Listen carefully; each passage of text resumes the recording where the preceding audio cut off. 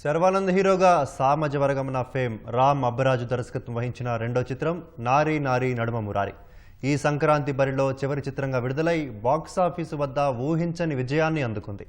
ఇంటిల్లిపాదిని మెప్పిస్తున్న ఈ చిత్రం వచ్చే సంక్రాంతి వరకు గుర్తుంటోందంటున్న సీనియర్ నటుడు నరేష్, దర్శకుడు రామ్ అబ్బరాజులు తమ చిత్ర విశేషాలను ఈటీవీతో పంచుకున్నారు. ఆ విశేషాలు ఇప్పుడు చూద్దాం. నరేష్ గారు నమస్కారం. సతీష్ నమస్తే. ముందుగా మీకు సంక్రాంతి శుభాకాంక్షలు. సంక్రాంతి శుభాకాంక్షలు మీకు, ఈటీవీ ప్రేక్షకులు కూడా. Thank you sir. So Sankranti అంటే మొత్తం మీరే కనబడుతున్నారు. అక్కడ సంక్రాంతిలో కోడి పందాలు, కోడి పుంజులు కనబడితే నారీ నారీ నరేష్ గారు కనబడుతున్నారు. ఎప్పుడండి సంక్రాంతి ఇక అది పండగ. కోడి పందాలు ఎంతో, సినిమాలు కూడా అంతే. సంక్రాంతి అంటే ఈ రెండే, కోడి పందాలు, సినిమాలు. సరే మిగతా నడుస్తుంటాయి అనుకోండి ఆ పందాలు పందాలు. సో ప్రతి సంవత్సరం కూడా సంక్రాంతి, లాస్ట్ టైము సంక్రాంతికి వస్తున్నాం, ఇవన్నీ కూడా బాగా సక్సెస్ అయినాయి. బాగుంది, సంతోషం. ఈ సంక్రాంతికి బ్యూటీ ఏంటంటే పక్కా Sankranti family youth entertainer is Nari Nari Naduma Murari. అది first credit goes to Ram Abbaraju. ఈ ప్రజలకు వరం అండి, నాకు కూడా వరం పర్సనల్గా. వర్షన్ 02 అని లేపారు సామాజ వర్గమన. మళ్ళీ ఇది చూస్తున్నాం. దీనికి ఒక విచిత్రమైన బజ్ వచ్చిందని బిఫోర్ ద పబ్లిసిటీ స్టార్ట్. అంటే అప్పటికి ట్రైలర్ కూడా రిలీజ్ కాలేదు, ఒక బజ్ స్టార్ట్ అయింది. అది మరి టైటిలా, నారీ నారీ నడుమ టైటిలా, లేకపోతే కాంబినేషన్సా, ఏదో ఒక బజ్ మ్యాజిక్ అండి. So we are waiting to celebrate. So ఇప్పుడు నారీ నారీ నడుమ అంటున్నారు. సో మొత్తం కడుపుబ్బ నవ్వించారు. మంచి కథ సెట్ అయింది, మంచి డైలాగ్స్ అన్ని మా భాను అండ్ నందు వాళ్ళు బాగా హెల్ప్ చేశారు. అండ్ మెయిన్గా నరేష్ గారిని పెట్టుకోవడమే మేము చేసిన ప్రయత్నం. ఆయన దొరకడమే కొంచెం కష్టం. రామ్ అబ్బరాజు లేదండి, అంటే ఆబ్వియస్గా ఇప్పుడు ఆయన కోసం అందరూ అలాంటి మంచి మంచి పాత్రలు రాస్తున్నారు. మీరు చూస్తే ఇప్పుడు ఈటీవీలోనే ఆయన విహారయాత్ర, వీరాంజనేయ విహారయాత్ర చేశారు. అలా చాలా సినిమాలు ప్రొటాగనిస్ట్గా చేస్తున్నారు, మళ్ళీ మంచి పాత్రలు చేస్తున్నారు. అన్నీ ఎంటర్టైనింగ్గా ఉంటున్నాయి, కొన్ని ఎమోషన్గా ఉంటున్నాయి. So I think he will be completely busy. Like ఇంకొక 10-15 years అసలు దోకలేదు సార్. నేను గమనించింది ఏంటంటే నరేష్ గారు డిగ్రీ పాస్ అయ్యారు, ప్రమోషన్ ఇచ్చి ఈ సినిమాకి మళ్ళీ ఇంకొక క్యారెక్టర్ని క్రియేట్ చేశారు అనేది అర్థమైంది. డిగ్రీ పాస్ అయ్యాను కాబట్టి సార్ పెళ్లి చేసాడు. అంతే, తర్వాత జరిగే పరిణామాలు దాంట్లో చెప్తారు, తర్వాత చెప్తారు. అది ఇప్పుడు చెప్పలేం. కానీ అసలు డిగ్రీ పాస్ అయ్యాడు, ఇప్పుడు పెళ్లి చేసుకున్నాడు, మళ్ళీ పిల్లలు కంటాడు, ఏవో చాలా కథలు ఉంటాయి, అవి చెప్తారు. ఒకటి ఏంటంటే వాట్ ఐమ్ సేయింగ్ ఇస్, ఇప్పుడు క్రింజ్ అనే వర్డ్ చాలా పాపులర్ అయింది. సీ వన్ థింగ్, అది ఎందుకంటే ఆడియన్స్ ఆర్ ఎడ్యుకేటెడ్. వాళ్ళు కూడా ఏదో ఇది కామెడీ, ఇది హారరు, లేకపోతే ఇది ఇంకోటి అంటే నమ్మడానికి లేరు. They want organic content based and entertainment. ఒక కొత్త కోణంలో ఏది కొత్త సబ్జెక్టులు రావు. బట్ రామ్ దగ్గర నేను చూసింది, నేను లైక్ చేసింది ఏంటంటే, అంటే జస్ట్ టేకింగ్ మళ్ళీ మా గురుగారు జంజాల గారు, ఈవి సత్యనారాయణ, అంటే డిఫరెంట్ జానర్స్ ఇవన్నీ కూడా, వంశీ. అప్పుడు ఆయన ఏదో ఈ క్యారెక్టర్స్ కోసం ఇది రాయాలని ఎప్పుడు, ఏ సినిమా సామాజిక తీసుకోండి, ఇప్పుడు రెండో సినిమా ఇది తీసుకోండి, ఒక కంటెంట్ క్రియేట్ చేస్తానండి. There is magic in his content which draws families and youth both to the theatres. అందుకనే సామాజిక వర్గం అంత పెద్ద హిట్ అయింది. 50 కోట్ల సినిమా అయింది. ఏంటంటే organic content with absolute entertainment with so many characters. మళ్ళీ సేమ్ ఏంటంటే ఒక కొత్త కంటెంట్ అంటే కొత్త తరహా కంటెంట్తో ఇంతమంది ఎవరు హీరోయిన్స్ వదిలేస్తే, నేను నా పక్కన పేరు వెన్నెల కిషోర్, సత్య, తర్వాత సునీల్, ఇన్ని క్యారెక్టర్స్ని ఎంత అందంగా, అంటే క్యారెక్టర్స్ బట్టి యాక్టర్స్ని ఎన్నుకుంటాడు ఆయన. సో మీ పేరు, మీ జీవితంలో జరిగిన సంఘటనలు, మళ్ళీ పెళ్లి, ఇవన్నీ ట్రైలర్లు కనబడుతున్నాయి. అవి చెప్పినప్పుడు మీకు ఒక ఎలా తీసుకున్నారు? ఫన్ వేలో తీసుకున్నారా? ఆయన జీవితంలో జరిగిందని మనకు తెలుసు కాబట్టి, చాలా మంది జీవితంలో జరుగుండొచ్చు. ఈయన కొంచెం పాపులర్ అండ్ సెలబ్రేటెడ్ పర్సన్ కాబట్టి మనకు తెలుసు. కానీ అది అన్ని చోట్ల జరుగుంటాయి. బట్ ఓకే, మరీ టీనేజ్ అమ్మాయి ఏం కాదు, మనకు తెలుసు సిరి అమ్మాయి. బట్ అది కంటెంట్ ప్రకారం మనం దాన్ని ఎంత ఆర్గానిక్ గా, ఎంత క్లీన్ గా చెప్పామనేది మీరు సినిమాలో చూడాలి అంతే. అండ్ నరేష్ గారి కోసం అని కదా, మేము రాసేటప్పుడే ఫాదర్ క్యారెక్టర్ అన్న ఐడియా రాగానే ఫస్ట్ మాకు నరేష్ అనే వస్తుంది ఫస్ట్. సో దాని ద్వారా ఇంకా యాడెడ్ గా మనం దాన్ని ఎంత ఫన్ చేయొచ్చు. ఇప్పుడు ఆయన అయితే ఏం చేయగలుగుతారు, ఆయన బాడీ లాంగ్వేజ్కి ఏంటి, ఇప్పుడు ఆయన పెట్టుకున్నాం కాబట్టి మనం ఆ డైలాగ్ కాయిన్ చేయగలిగాం మళ్ళీ పిల్లని. వేరే వాళ్ళు ఉంటే అది నార్మల్ గా ఉంటుంది. ఒక యాక్టర్, ఒక సెలబ్రిటీకి ఒక సార్ట్ ఆఫ్ ఒక ఔరా ఉంటుంది ప్రతి వాళ్ళకి. సో దాన్ని క్యాప్చర్ చేసి ఫర్ ఎగ్జాంపుల్ మళ్ళీ సామజవర్గమన ఒక కొత్త యాంగిల్, మళ్ళీ కేరాంప్ మరొక కొత్త యాంగిల్ వచ్చింది. సో దీన్ని బట్టి ఏంటంటే ఒక ఇమేజ్ బిల్డింగ్ నాకు ఇష్టం లేదు.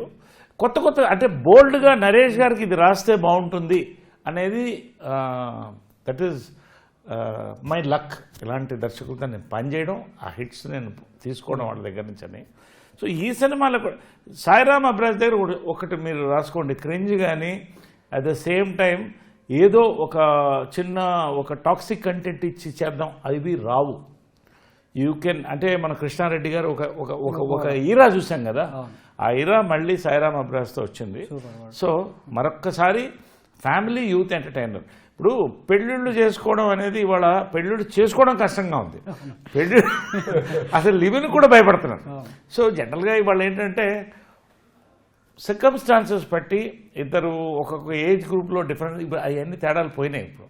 సో ఎనీవే ఇవాళ is updated with the content or the relationships in the film. So you can expect an absolute fun family cute entertainer. అంటే ఆటో వెనక ఒక కొటేషన్ చూసాం రామ్ గారు, సో అమ్మాయిలు అంకుల్స్ తో చాలా జాగ్రత్త. అది ఫస్ట్ టీజర్ లో కొటేషన్ ఉండింది, దాని కంటిన్యూషన్ ఇందులో చూశారు.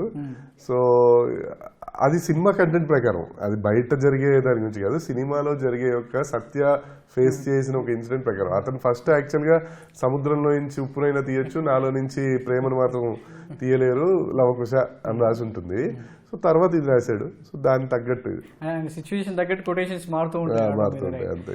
సో క్రింజ్ కామెడీ అన్నారు ఇందాక మళ్ళీ ఎస్వి కృష్ణారెడ్డి గారితో చాలా మంచి విషయం.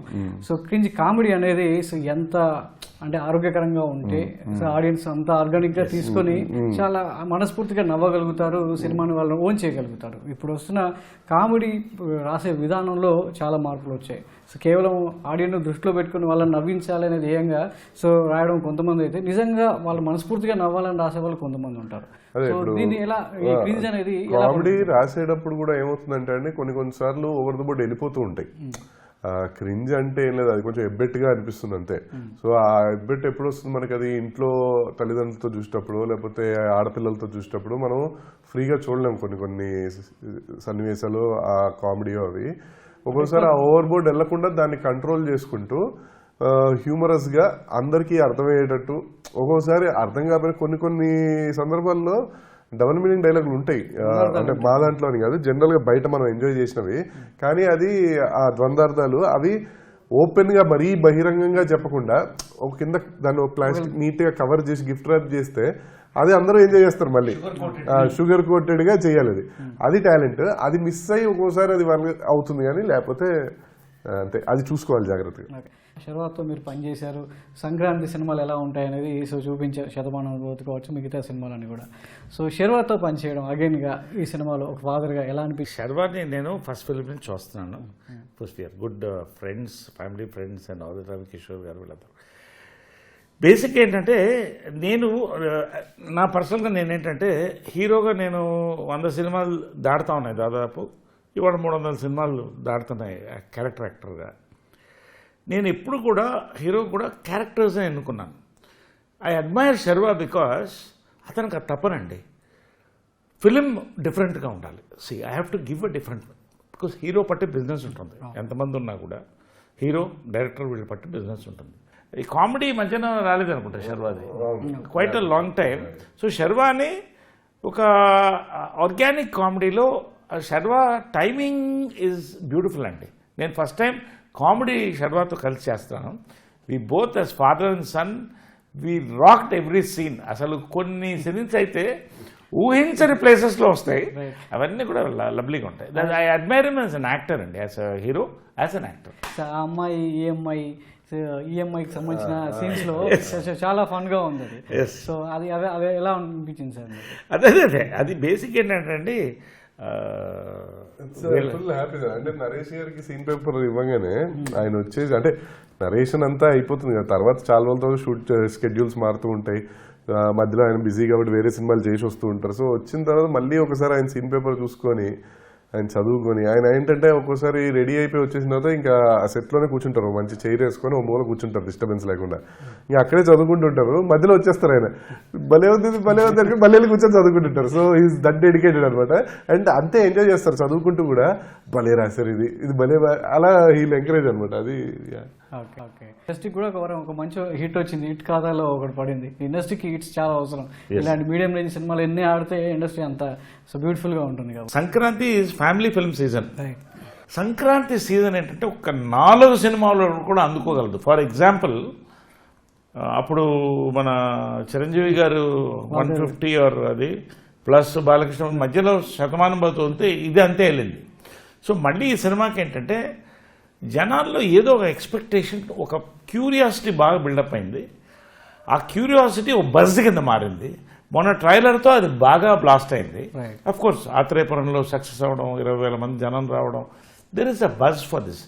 సో డెఫినెట్గా సాయిరామ్ అబ్బిరాజు, శర్వానంద్, నరేష్ అండ్ ఇంతమంది కాంబినేషన్ ఉన్నప్పుడు ఒక ఫ్యామిలీస్ దీని మీద ఒక దృష్టి పడింది. ఈరోజు ఒక ఆడియన్స్గా నేను సినిమా చూశాను.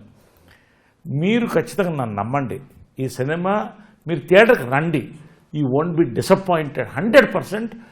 పూర్తిగా మంచి నవ్వుతూ ఒక మెమొరబుల్ ఫిల్మ్ని సంక్రాంతికి తీసుకెళ్లే అవకాశం మీతో వల్ల మాకు వస్తుంది. కాబట్టి అది ఇవ్వండి నేను ప్రేక్షకులు కోరుతున్నాను. రెండోది ఈ సినిమాకి ఒక బ్యూటీ అంటే పోస్టర్లో MRP ticket liquor out MRP చూస్తే ఆనందపడతారు. నిజంగా that is a very catch thing. అంటే ప్రతిదీ కూడా ఒక యూనిక్గా దీన్ని ఆలోచించి రామ్ అబ్బిరాజ్ కానీ, ప్రొడ్యూసర్స్ కానీ, అనిల్ శంకర్ గారు వీళ్ళంతా కూడా చేశారు. సో ఇవాళ రీజనబుల్ ప్రైజెస్తో మంచి సినిమాని, ఎంటర్టైన్మెంట్ సినిమాని సంక్రాంతికి మిగిలి ఖచ్చితంగా నెక్స్ట్ సంక్రాంతి వరకు గుర్తుండే సినిమా ఇది అవుతుందని నా నమ్మకం. Okay, all best sir. నారి నడమమురారి మరో సామాజిక కావాలి. సో బాక్స్ ఆఫీస్ వద్ద మంచి వసూళ్లు సాధించాలి. సో పండగకి ప్రేక్షకులకు మంచి జ్ఞాపకంగా, మంచి వినోదంగా ఉండాలి ఈ సినిమాని మనస్ఫూర్తిగా కోరుకుంటున్నాం.